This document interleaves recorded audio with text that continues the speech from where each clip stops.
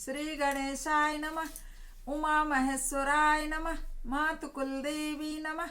माता पिता चरण कमल भ्यो नमः। आज 26 अध्याय पढ़ रही हूँ रुद्र संहिता सती खंड से, शिव पुराण से। इसका शीर्षक है प्रयाग में समस्त महात्मा मुनियों द्वारा किए गए यज्ञ में दक्ष का भगवान शिव को तिरस्कार पूर्वक शाप देना तथा नंदी द्वारा ब्राह्मण कुल को शाप देना, भगवान शिव का नंदी को शांत करना। इस 26वें अध्याय में सभी मुनि इकट्ठा हुए हैं। इसका सारांश यही है और यज्ञ के लिए तैयारी चल रही है, यज्ञ होना है और उसमें शिव को तिरस्कार किए हैं दक्ष। अब आगे सुनिए क्यों किए हैं। क्योंकि वो सिर नहीं झुकाए थे, अपने से बड़ों को प्रणाम नहीं किए थे। सब करते हैं और ये तो शिव से बड़े हैं नहीं, लेकिन अहंकार बस दक्ष सोच रहे हैं कि मैं शिव से बड़ा हूं। तो अब इनको ये पता ही नहीं है कि शिव से ही तो दक्ष के पिता ब्रह्मा निकले हैं। देखिए, ब्रह्मा जी कहते हैं, नारद, पूर्व काल में समस्त महात्मा मुनि प्रयाग में एकत्र हुए। वहां सम्मिलित हुए उन सब महात्माओं का विधि विधान से एक बहुत बड़ा यज्ञ हुआ। उस यज्ञ में सनकादिक सिद्धगण, देवर्षि, प्रजापति, देवता तथा ब्रह्म का साक्षात्कार करने वाले ज्ञानी भी पधारे थे। मैं भी मूर्तिमान महातेजस्वी निगमों और आगमों से युक्त हो सपरिवार वहां गया था। अनेक प्रकार के उत्सवों के साथ वहां उनका विचित्र समाज जुटा था। नाना शास्त्रों के संबंध में ज्ञान चर्चा, वाद विवाद आदि हो रहे थे। उसी अवसर पर सती तथा पार्षदों के साथ त्रिलोक हितकारी सृष्टिकर्ता एवं सबके स्वामी भगवान रुद्र भी वहां आ पहुंचे। भगवान शिव को आया देख संपूर्ण देवताओं, सिद्धों तथा मुनियों और मैंने भी भक्ति भाव से उन्हें प्रणाम किया और उनकी स्तुति की, शिव की। और यथास्थान शिव भी बैठ गए। शिव की आज्ञा पाकर सब लोग प्रसन्नता पूर्वक यथास्थान बैठ गए। भगवान का दर्शन पाकर सब लोग संतुष्ट थे और अपने सौभाग्य की सराहना कर रहे थे कि शिव की दर्शन हो गया। इसी बीच प्रजापतियों के भी पति प्रभु दक्ष, जो बड़े तेजस्वी थे, अकस्मात घूमते हुए प्रसन्नता पूर्वक आ गए। अब प्रयागराज में जो यज्ञ हो रहा था, सभी ऋषि मुनि कर रहे थे, तो उसमें पहले शिव आए और बाद में घूमते हुए दक्ष आए। वे मुझे प्रणाम करके मेरी आज्ञा ले वहां बैठे। अब ब्रह्मा जी के पुत्र थे दक्ष, तो ब्रह्मा जी को प्रणाम करके वहां बैठते हैं।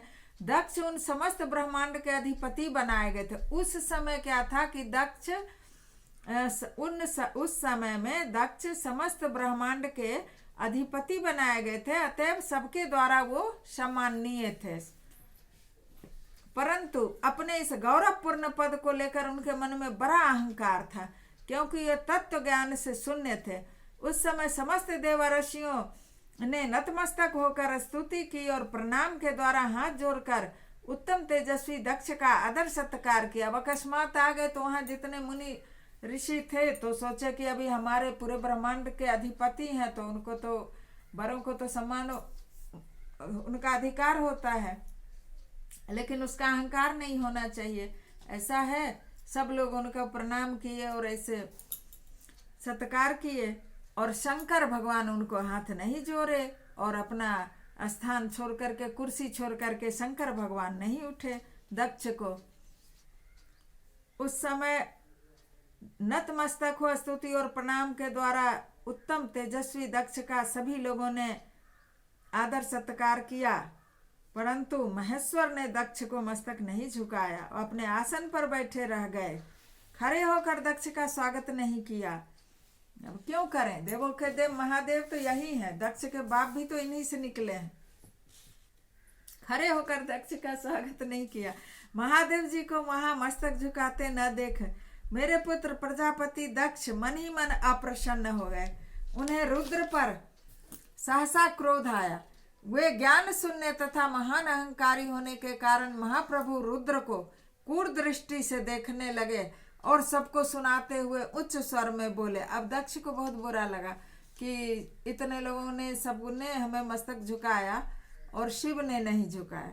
तो चिल्ला करके दक्ष कहते हैं, ऐ सब देवता, असुर, श्रेष्ठ ब्राह्मण, ऋषि मुझे विशेष रूप से मस्तक झुकाते हैं, परंतु प्रेत और पिशाच से घिरा हुआ महामनस्वी जो बन करके बैठा है वह दुष्ट मनुष्य मुझे प्रणाम भी नहीं किया। श्मशान में निवास करने वाला निर्लज्ज जो मुझे इस समय प्रणाम नहीं करता, इसका क्या कारण है? इसके वेदोक्त कर्म लुप्त हो गए हैं क्या? वेदोक्त कर्म में आता है ना कि बरों का, लेकिन वो बड़े हैं नहीं, अहंकार के कारण। और नहीं भी कोई किया तो इतना अहंकार भी नहीं होना चाहिए।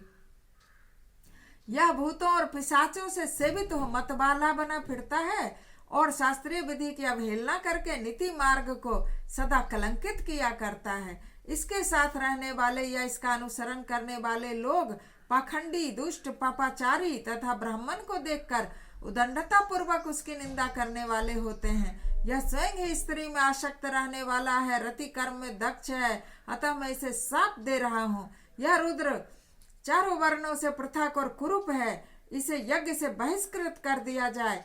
यह श्मशान में निवास करने वाला और उत्तम कुल और जन्म से हीन है, इसलिए देवताओं के साथ यज्ञ में भाग न ले पाए। ब्रह्मा जी कहते हैं, नारद दक्ष की कही हुई बात सुनकर भृगु आदि बहुत से जो वहाँ भृगु पता है कितने वर्ग भृगु संहिता है जो ज्योतिषाचार्य थे, लेकिन सब उसके पक्ष में आ गए, दक्ष के पक्ष में, कहते हैं ना कुर्सी के पक्ष में, इसलिए आ गए कि कोई शिव तत्व को जानते ही नहीं थे। तो सब आ गए और खूब शिकायत करने लगे रुद्रदेव की दक्ष की बात। अब दक्ष की ये बात सुन करके नंदी को बड़ा रोष आया। दक्ष का सबसे प्राण प्रिय भक्त नंदी जी हैं। नंदी को बड़ा रोष आया, उनके नेत्र चंचल हो उठे और वे दक्ष को शाप देने के विचार से तुरंत बोले, अरे महामूढ़, दुष्ट बुद्धि, सठ, दक्ष, तूने मेरे स्वामी महेश्वर को यज्ञ से बहिष्कृत करने की बात क्यों कर रहे हो? जिनके स्मरण मात्र से यज्ञ सफल और तीर्थ पवित्र हो जाते हैं, उन्हीं महादेव जी को तूने शाप दे रहे हो। शाप दिया है? दुर्बुद्धि यक्ष, तूने ब्राह्मण जाति की चपलता से प्रेरित हो इन रुद्र देव को व्यर्थ ही शाप दे डाला है। महाप्रभु रुद्र सर्वथा निर्दोष हैं, तथापि तूने व्यर्थ ही उनका उपहास किया है। ब्राह्मणा अधम, जिन्होंने सृष्टि जगत की सृष्टि की, जो इसका पालन करते हैं और अंत में जिनके द्वारा इस जग का संहार होगा, उन्हीं इन महेश्वर को तूने शाप कैसे दिया?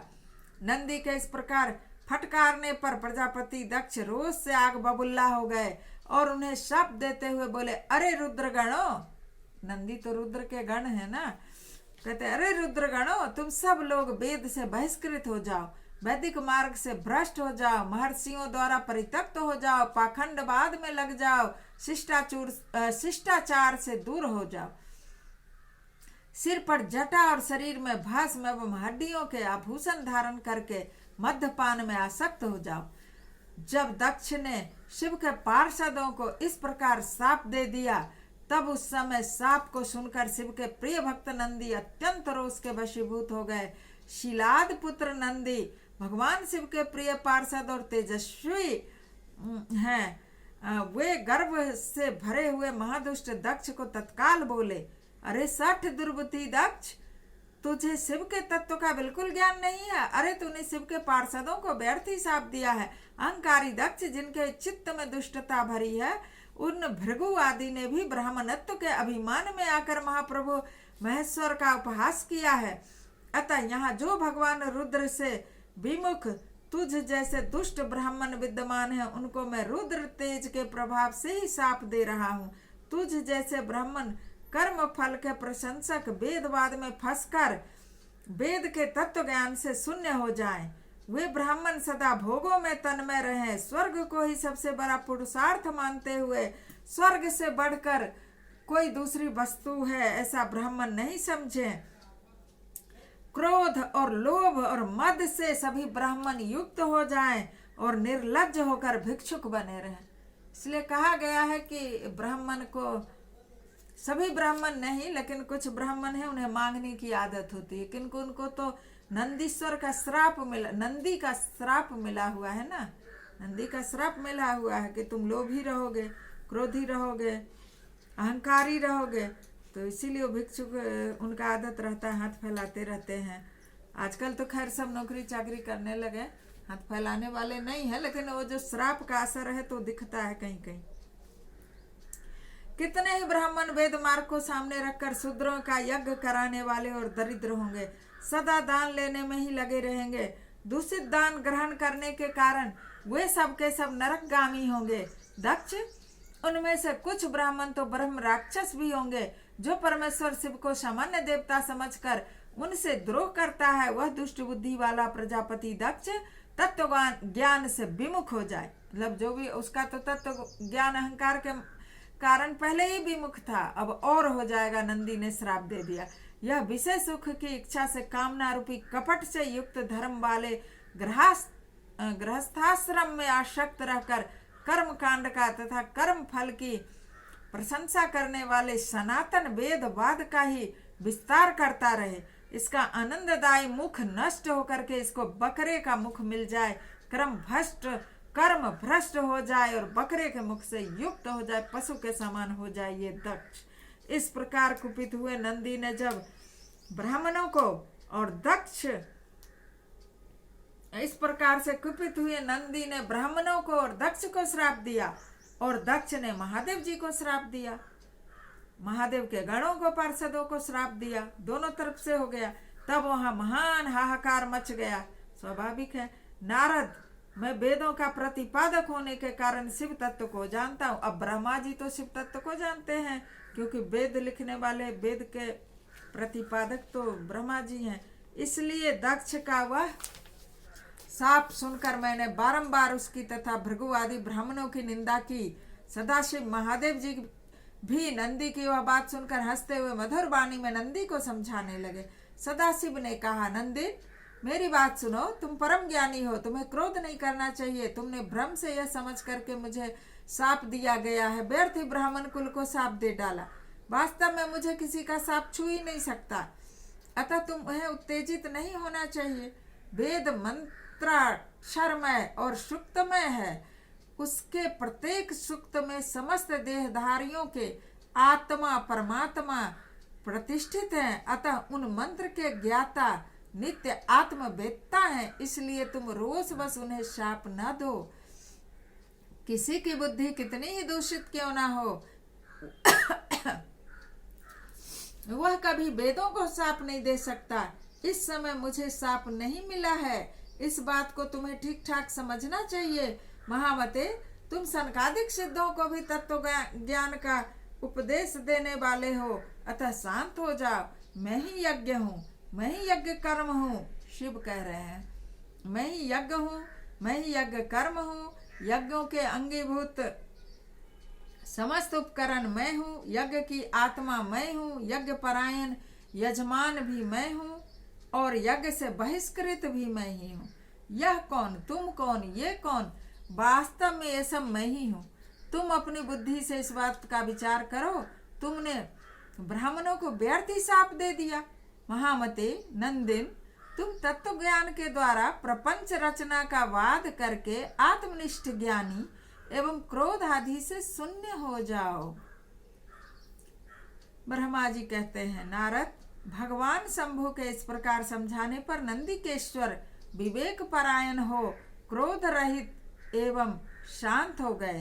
भगवान शिव भी अपने प्राण प्रिय पार्षद नंदी को शीघ्र ही तत्व का बोध कराकर प्रमथ गणों से के साथ वहां से प्रसन्नता पूर्वक अपने स्थान को चल दिए। इधर रोषावेश से युक्त दक्ष भी ब्राह्मणों से घिरे हुए अपने स्थान को लौट गए, परंतु उनका चित्त शिव द्रोह में ही तत्पर था। उस समय रुद्र को शाप दिए जाने की घटना का स्मरण करके दक्ष सदा महान रोष से भरे रहते थे। चले गए, लेकिन वहां एकदम दक्ष गुस्से में रहते थे। उनको स्मरण आता था ना कि शाप दिया गया है। दक्ष सदा महान रोष से भरे, उनकी बुद्धि पर मूढ़ता छा गई थी। वे शिव के प्रति श्रद्धा को त्याग कर शिव पूजकों की भी निंदा करने लगे थे। तात नारद, इस प्रकार परमात्मा शंभु के साथ दुर्व्यवहार करके दक्ष ने अपनी जिस दुष्ट बुद्धि का परिचय दिया था वह मैंने तुम्हें बता दी। देखिए, नारद भी उनका बेटा है ब्रह्मा जी का, और दक्ष भी बेटा है। तो मुनि शिरोमणि नारद हैं। और दक्ष हैं जो गृहस्थ धर्म करके चलते हैं, लेकिन वो दुष्ट बुद्धि का परिचय दे दिए। अब तुम उनकी पराकाष्ठा को पहुंची हुई दुर्बुद्धि का वृतांत सुनो, अब मैं बता रहा हूँ। इस तरह से अध्याय 26 संपन्न हुआ।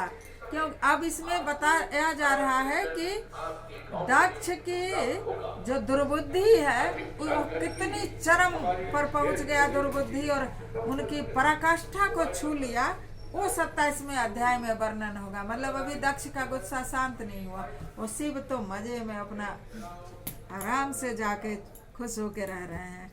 तो अध्याय 26 संपूर्ण हुआ। बोलिए भगवान शंकर की जय।